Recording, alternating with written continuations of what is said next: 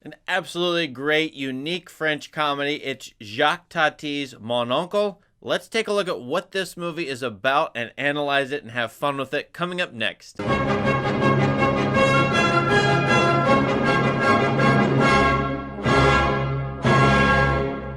Oncle is Tati's third feature film, his first in color, made and released in 1958. A lot of critics love Monseiur Hulot's Holiday, the second feature film before Mon Oncle, about the Hulot character going on vacation, and that's the first time that Monseiur Hulot appears in film. Mon Oncle is the second time, but to me, this movie is where Tati comes into his own, uses this character to great profit, and really to mock, criticize, and play around with all the trappings of modern life, particularly in Tati's case, modern France, modern Paris. This is a movie that rewards great patience, and it is great rewatching it in my view.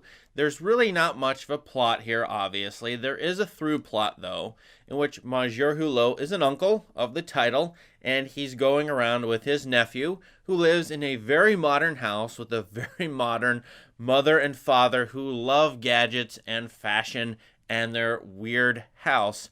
And there's a contrast between the quirky, goofy Monseiur Hulot and his own house, his own homestead, and the house of the nephew and the nephew's parents. The through plot involves the nephew's father, Hulot's brother-in-law, being jealous of Hulot every now and then because Hulot is fun-loving and goofy. Obviously, Tati plays this character as sort of a silent movie actor, mime character, sort of like a Charlie Chaplin or Buster Keaton.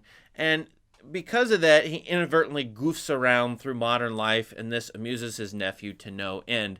And the father is sort of jealous. As well, this father is trying to help Hulot out, trying to get him a job, trying to get him a stable income, I suppose. And so Hulot eventually takes a job. At first, he has a job interview that goes terribly awry, and then later in the movie, he actually gets a job. His father works for this giant company at a factory. And then Hulot gets to bumble around the factory as an ordinary worker. As usual, I come to these videos and try to explain to people who may not understand the movie, just as I might to college students, what is really going on in this movie. Now, despite that plot, that's not going to entertain you or keep you watching this movie for 2 hours. There's not a lot of the plot here. So what is Tati up to in Mon Oncle? What is this movie about? Now, one thing that comes up besides the contrast between Hulot, the bumbling, goofy, mime-like character, and this ultra-modern father who's serious and talks about business and works at this giant company and makes, I suppose, a respectable living. Another contrast are the sites. There's an ultra-modern site, and that word ultra-modern comes up 3 times in this movie. It's actually said 3 times, with especially the house of the couple who loves fashion, who loves new gadgets, contrasted with the old-time urban neighborhood. And we see both of these places in the movie extensively. Hulot lives in this old-time neighborhood where people go to cafes, where the children run around and play around and mess around, and especially along with the children as a pack in this old-time neighborhood, the dogs run around, and Hulot loves dogs and dog packs as sort of fun-loving, animalistic things that just wander around and are goofy. That is one of Tati's favorite things to talk about, is the absurdity and the goofiness of creatures. So then you get into this ultra-modern home where goofiness would seem to be denied, where absurdity is trying to be toppled over for rationalistic, machines that make your life better and more efficient. But what Tati observes in this modern home is the same kind of goofiness and absurdity, taken even, I think, to extra levels. And viewers are supposed to laugh and mock the fish fountain in this movie, which is a site of repeated gags.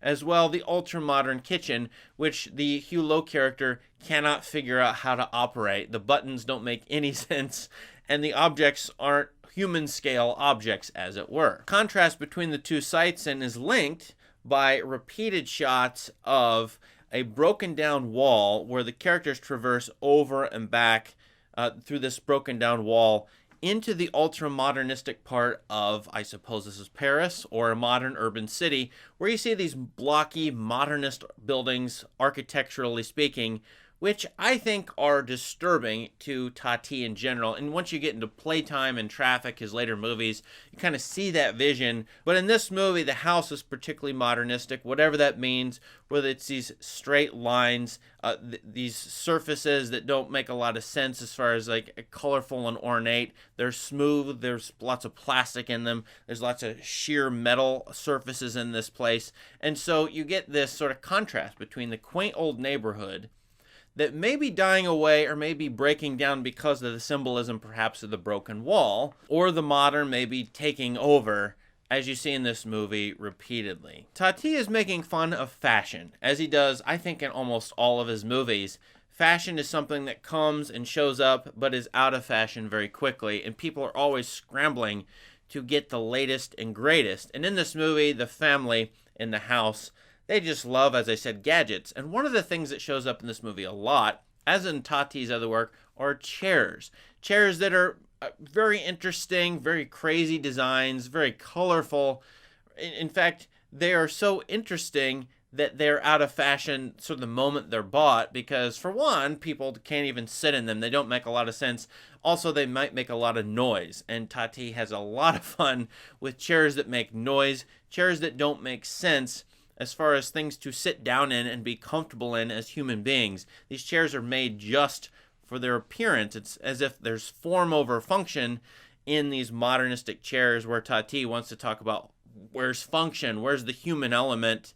And then the Hulot character used the chairs and the sofas for absurd purposes. The same thing is true of doors. This comes up throughout Tati's work, doors that make a lot of noise. And in this particular movie, it's the gate or the entry door into the property of the family in the modern house, which has to be opened through a button. And you have to depend on electricity and gadgets in order to open the door, which is ridiculous. It always makes a sound as well, a buzzing sound that is sort of anti-musical, I think, in Tati's world. Although to him, I think everything is musical, and yet this buzzing is pretty annoying as far as doors go. And then, of course, when the wife especially opens this door, she has to turn on the fish fountain in order to impress her guests, which is ironic and obviously a satire. Now, a lot of filmmakers, I think, or even artists, if they didn't like modern architecture, if they didn't like modernism, period, and wanted to slam it, they would not do what Tati does. They would make it bitter and acerbic at times, or would let you know you should feel bitterly towards the modern, the ultra-modern, the fashionable, quote-unquote. Tati doesn't do that. In fact, he is allowing you to actually kind of appreciate it for what it is, and to show you that humans, no matter where they are, what environments they create for themselves, are just plain old goofy creatures, absurd to the hilt, and absurd in a playful and amusing and fun way that produces, I think, the emotion of joy. To me, Tati is all about joy in modern life, the enjoyment of observing the absurdities of creatures who want to be, well, cool and hip, and yet they're vain in spite of that, which I think is what the modern family is. And nevertheless, you don't feel bitterly towards them, or at least I don't.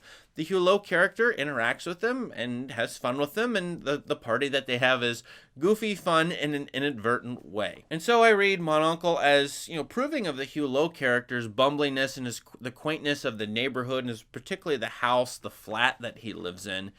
It approves of quaintness as opposed to similarity and uniformity in modernism. And in particular in modernism, whatever that is, everything needs to look the same. And everything is connected. That's actually a line used in this movie. The connectedness of everything, even the uniformity of everything. And you see, for example, the map on the wall of this corporation, which connects the world. There are lines that connects the world. As well, you get the buildings in the background that are all the same. And so this idea of everything being the same is against Tati's spirit of loving provincialism, loving ordinary French towns, and quaintness and the individuality of not just people, but particular places. And so I think that's what's going on in this movie, is Tati subtly praising that, subtly criticizing this new modern thing that wants to connect everything, make it all uniform, and praises fashion and the new. And yet, as I've argued, in spite of that, there's a joy that can well up no matter where a person is, given the absurdities of life itself. What do you think of what I said? What else would you add to this? Please leave us a comment down below and subscribe to this channel for more great content covering movie history and the great movies, directors, actors, and ideas in movies. Thanks and have a great day.